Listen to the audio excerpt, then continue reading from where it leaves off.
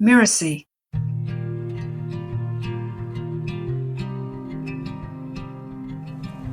There was once a poor and hungry man who stole a piece of fruit in the marketplace. Stop! The vendor had him arrested and brought him before the ruling magistrate.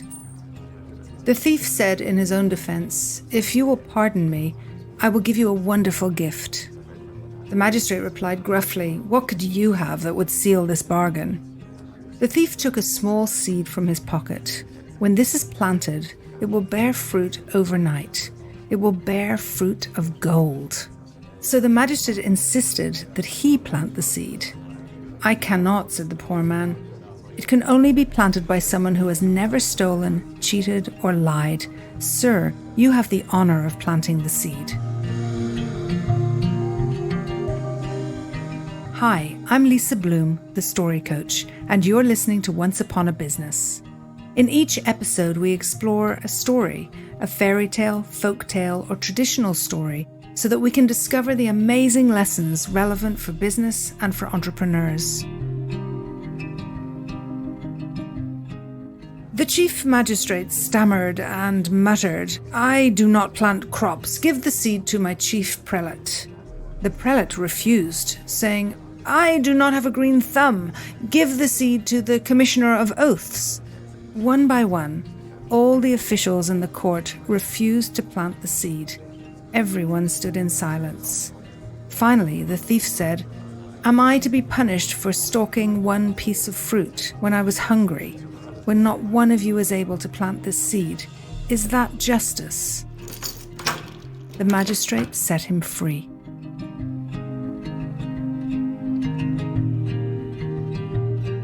This story is quite simple and straightforward and seems to be about a man who has questionable morals and intentions, who manages to wrangle his way out of justice and punishment for theft.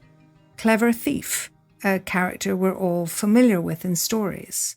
And yet I think this story contains so much more, including some lessons for business owners, of course.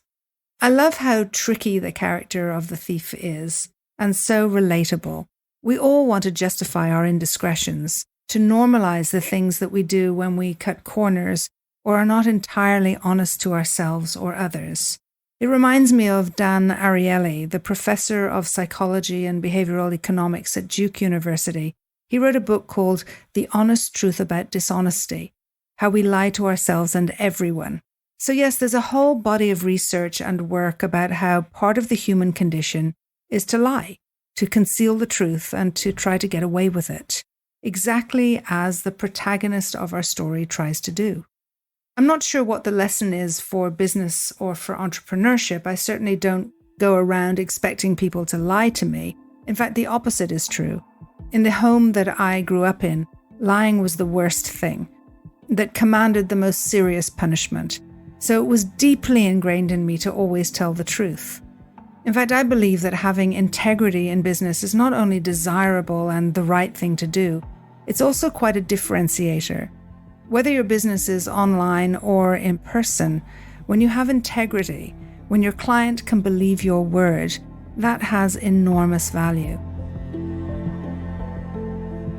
This story is also about judgment and comparison. The thief compares himself to everyone else in the court and shows that he's no different to them all. No one is able to claim that they've never stolen, cheated, or lied, and so they're all equal. As entrepreneurs, we often find ourselves embroiled in the activity of comparison, whether it's by comparing our online presence, the number of followers, and the claims of revenue numbers, or whether it's about our lifestyle. There's so much discussion about the lifestyle business, the choices we make to allow us freedom to live a certain lifestyle we desire. And then we find ourselves comparing what we've accumulated or how we live. And it's all a fallacy. We have no idea how others truly live or what they honestly have or earn. In this case, we're often comparing ourselves negatively to others, and it's really not productive or helpful. At least in the story, the thief compares himself to others in order to lift himself up. And then there's judgment, which I think is a super interesting topic. I think as kids and in society, we're told not to judge others, And yet we constantly judge ourselves and others. And rather than making it a bad thing, I believe we should just admit that it's perfectly natural. Sometimes by judging others, we can motivate ourselves to do better. When we see people we aspire to, that's a kind of judgment. We can aim to raise ourselves up, to be better. In business, that means we learn more, we try harder, we take on courageous things because we're inspired by others. And sometimes we judge ourselves, and that can make us strive more and live up to our own expectations. And we can have that reflected and explored with a mentor or coach who will help us raise our standards and expectations so that we reach our desires and our dreams. Sometimes our judgment of others is the key to our own souls.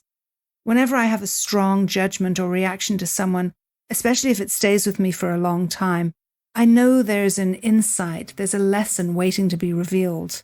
Our judgment of others is usually a reaction to something going on inside of us. Sometimes it's avoidance, sometimes it's lack of confidence, and sometimes it's fear. When we confront this judgment, it can hold enormous gifts of self-awareness that can really help us get unstuck in life and in business. There was a time where I would attend courses and spend the first while judging the trainer, the content, the experience. I would tell myself that I have an open mind, that I'm going into the experience with a learner's mind.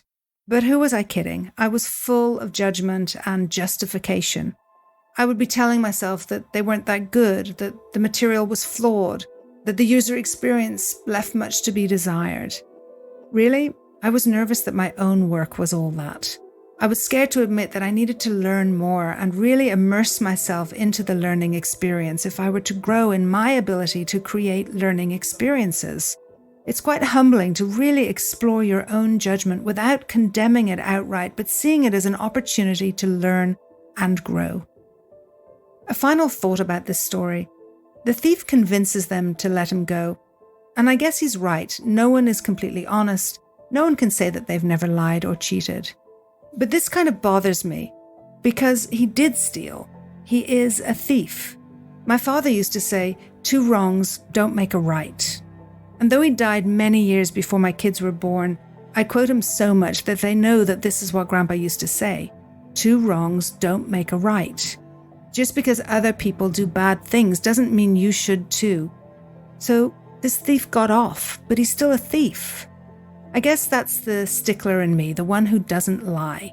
And I believe that it's a code for great business conduct, to have that level of integrity. And that means you get to work with great people because the best clients expect integrity, and you get to sleep well at night too. And yet with all this, I hear the sound of righteousness in my own voice and judgment for this thief, as I've named him. And yet at the beginning of the story, we hear that he's a poor, hungry man who just took some fruit. So where's the compassion for that? I guess I'm judging myself now and also judging my interpretation of the story as coming down hard on this so-called thief. But it still raises that question that, is there a justified reason for lying? Is there a justified reason for stealing? And perhaps there is. Maybe this is just a tiny snippet of a story and there's a whole context that would make it okay for him to have stolen that piece of fruit. And maybe just by virtue of the fact that he's a poor man and that he's hungry, he deserved to eat fruit, and the fruit seller should have just given it to him, should have seen his situation and should have been generous enough to actually offer him food. And I would like to think in business, we can all do that. We can avoid these harsh situations where we feel like something has been taken from us and instead, offer generosity to everybody, but offer help to people that need help and offer support to people who come to us looking for support. The strange thing is that over the years, as I've offered courses and various services, I always found that the people who asked outright to get things for free, to get a place on the course because they had no money. Initially, I always wanted to do that. I always wanted to help people. And yet I found that when I gave something for free, they were the people who didn't engage, who didn't actually take it, didn't receive it. And so I've come to see that give and take, there's a currency here around our own commitment to do things. I think that's a part of this equation as well. Going back to the story, I'd like to end by thinking of this poor, hungry man as, in a sense, a victim of a system that turns him into a thief. So while everything I've said about judgment I do believe, and two wrongs don't make a right, I hear my father's words in my head and in my heart, perhaps if we could face situations like this with more compassion, with more humility, and with more generosity, we would all have even more integrity in the way we do business. I'm Lisa Bloom, and you've been listening to Once Upon a Business. You can find out more about me at story-coach.com. That's story-coach.com. Once Upon a Business is part of the Mirasee FM podcast network, which also includes such shows as Just Between Coaches and Course Lab. This episode of Once Upon a Business was produced by Cynthia Lamb. Jeff Govertson and Melissa Deal assembled the episode. Danny Inney is our executive producer. Post-production was by Post Office Sound. To catch the episodes that are coming up on Once Upon a Business, please follow us on Apple Podcasts, Spotify, or wherever you're listening right now. And if you like the show, please leave us a starred review. It really does help us out. Thank you. We'll see you next time.